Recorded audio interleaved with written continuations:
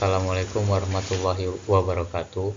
Perkenalkan, nama saya Kafi Rumi Panifi dari kelas 6C Pendidikan Agama Islam dengan NIM 2012285.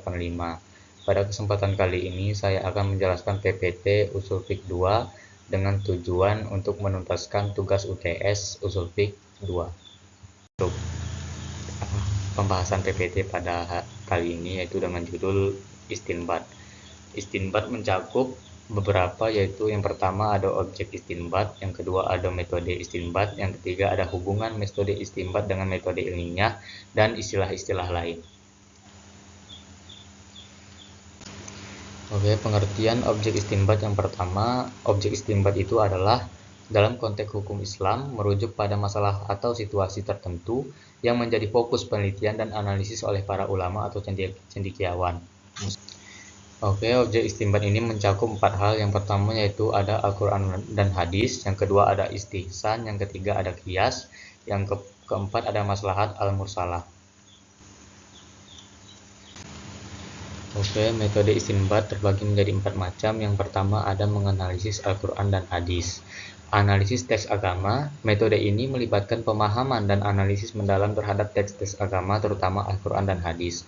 Para ulama menggunakan ilmu tafsir atau penafsiran dan ilmu hadis untuk memahami konteks, makna harfiah, dan implikasi hukum dari ayat-ayat atau hadis-hadis tertentu.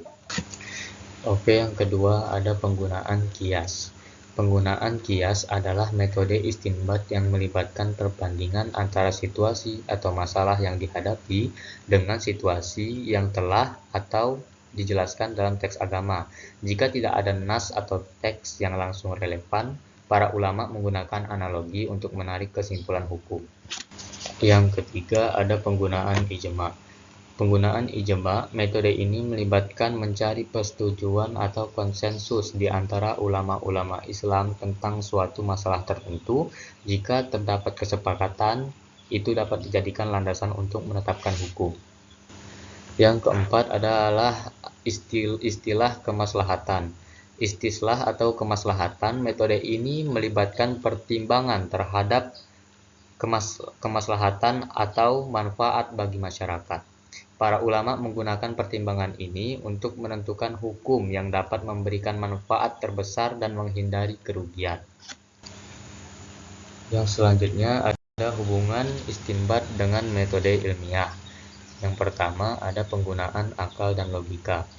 Terus ada pengumpulan dan analisis data. Yang terakhir ada penarikan kesimpulan. Oke, yang pertama penggunaan akal dan logika.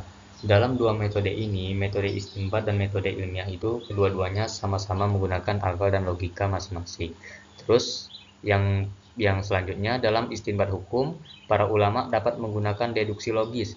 Yang dimaksud dengan deduksi logis ini cara berpikir yang logis dari prinsip-prinsip hukum Islam untuk mencapai kesimpulan hukum. Sedangkan metode ilmiah menggunakan deduksi untuk menghasilkan hipotesis dan induksi untuk mengumpulkan bukti dan data. Sedangkan yang metode ilmiah memerlukan bukti dan data yang empiris. Namun terdapat perbedaan mendasar antara istinbat hukum dan metode ilmiah dalam hal sumber kebenaran. Dalam ilmu pengetahuan alam, metode ilmiah bergantung pada bukti empiris dan pengamatan langsung yang dapat diulang. Sementara dalam istinbat hukum, sumber kebenaran utamanya adalah teks-teks agama dan prinsip-prinsip usul fiqh yang bersifat otoritatif dalam pandangan umat muslim. Dengan demikian, walaupun istinbat hukum dan metode ilmiah menggunakan pendekatan ilmiah yang sama, perbedaannya mendasar terletak pada sumber kebenaran dan fokus penelitian. Istinbat hukum menitik beratkan pada penemuan hukum Islam dari sumber-sumber keagamaan. Sedangkan metode ilmiah lebih bersifat empiris dan bergantung pada observasi dan pengujian. Meskipun demikian, keduanya mencerminkan usaha untuk mendekati pemahaman yang mendalam dan logis terhadap fenomena atau aturan yang diberlakukan dalam konteks mereka masing-masing. Jadi kesimpulan yang didapat dari hubungan metode istinbat dan metode ilmiah, keduanya sama-sama menggunakan akal dan logika. Terus yang menjadikannya beda yaitu bukti atau kebenaran yang terdapat dalam dua metode tersebut. Yang pertama, kebenarannya ada dalam Al-Quran dan hadis. Yang kedua, kebenaran metode ilmiah itu harus dibuktikan secara empiris agar tepat sasaran. Oke, maksud slide selanjutnya itu adalah istilah-istilah lain. Istilah-istilah lain itu terdapat menjadi 5, yaitu yang pertama ada fatwa, yang kedua ada ittiba, yang ketiga taklid, yang keempat mazhab, yang kelima talfiq.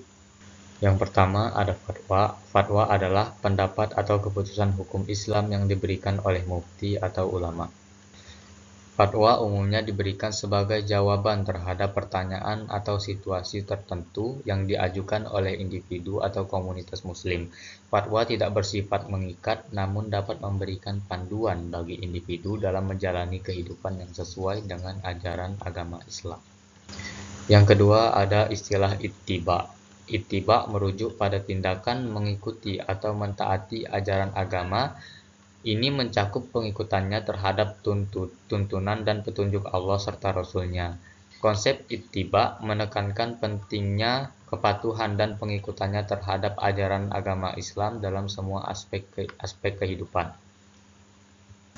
Oke, yang selanjutnya ada talfiq. Talfiq adalah istilah yang merujuk pada praktik menggabungkan atau menggabungkan hukum-hukum dari beberapa mazhab tertentu. Meskipun tidak selalu dianjurkan, talfiq dapat digunakan jika tujuannya adalah untuk mencari keringanan dalam kepatuhan terhadap ajaran agama Islam. Oke, selanjutnya penjelasan tentang taklid. Taklid adalah konsep yang mengacu pada tindakan mengikuti atau mengambil rujukan kepada otoritas agama, seperti seorang mujtahid atau ulama tertentu, dalam hal penetapan hukum Islam. Orang yang melakukan taklid disebut mukallid. Taklid diperlukan ketika seseorang tidak memiliki keahlian untuk melakukan ijtihad, penafsiran hukum sendiri. Secara istilah, taklid adalah mengambil mazhab yang lain dengan tanpa mengetahui dalilnya.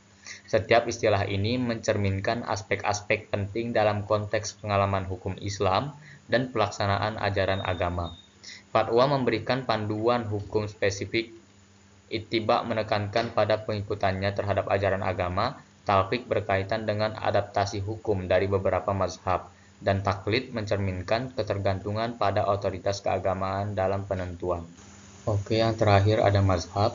Mazhab secara etimologis, mazhab memiliki dua pengertian. Yang pertama, kata mazhab berasal dari kata zahaba yazhabu zahban, wa zuhuban wa mazhaban yang memiliki arti telah berjalan, telah berlalu, telah mati. Kedua kata mazhab memiliki arti sesuatu yang diikuti dalam berbagai masalah disebabkannya adanya pemikiran. Oke, secara terminologi, mazhab adalah jalan pikiran atau metode yang ditempuh mujtahid dalam menetapkan hukum suatu peristiwa berdasarkan Al-Quran dan hadis. Mazhab adalah pandangan atau paham yang dianut umat Islam dalam memahami ajaran agama Islam.